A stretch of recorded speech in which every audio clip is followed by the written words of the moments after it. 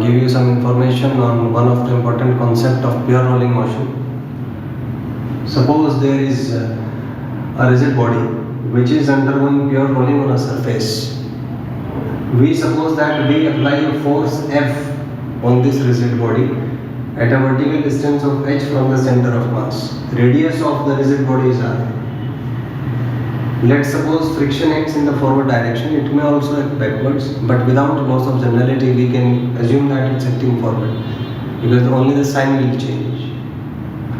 So let's first see the condition of no slipping. We know that for no slipping, the point of contact must be at rest with respect to the ground. So we have E is equal to omega r. Differentiating this equation, we get dv by dt is equal to d omega by dt into r. We know dv by dt is the acceleration of center of mass and dw by dt is alpha into r. Now, on this rigid body, there are two forces. The first force is F and the second force is Fs. So according to Newton's second law, net force is equal to m into A. So we have F plus Fs is equal to MACM. So from here, Fs is equal to MACM minus F. Now if we take the torque of these forces about the center of mass, so you can see that about the center of mass, this force F will be producing a torque in clockwise sense, and we have taken that as positive. Similarly, the force Fs about this center of mass will produce a torque in anti-clockwise direction.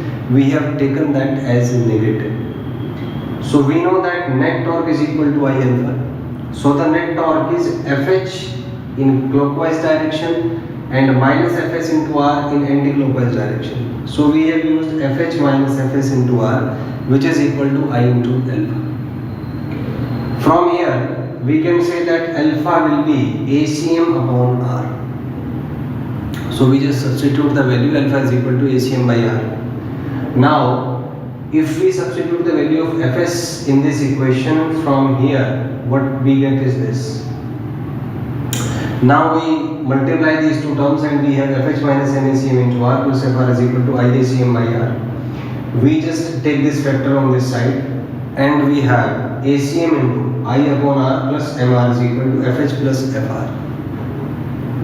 So from here, ACM into this thing can be written as I plus Mr square divided by r, and F you can take as common, and we can say that this is F into H plus r.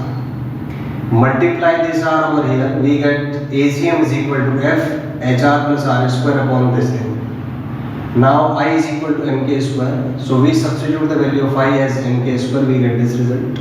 Now we take m common, so we have ACM is F upon m and divide the entire expression by r square. यहाँ भी आप r square से divide करते हैं, यहाँ भी और यहाँ भी, तो ये आपका expression आएगा. And the final result will be this: ACM is equal to F upon m, h by r plus 1 upon k square by r square plus 1. Time बचाने के लिए आप इसको रिजल्ट को याद रख सकते हैं, जिससे आप क्विकली स्टेप्स को बाई पास करते हुए डायरेक्टली आप रिजल्ट पे आ सकते हैं.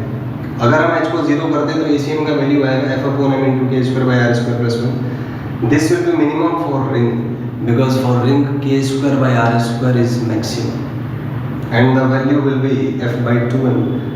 Just solve this how it will be F by 2m. Use your own mind. And the maximum for solid sphere, and the answer will be 5F by 7. The proof of this is left as an exercise for that. You just put the value of k square by r square. It is 1 for the ring and it is 2 by 5 for the solid sphere. I hope you understood the things. Thank you and have a nice day.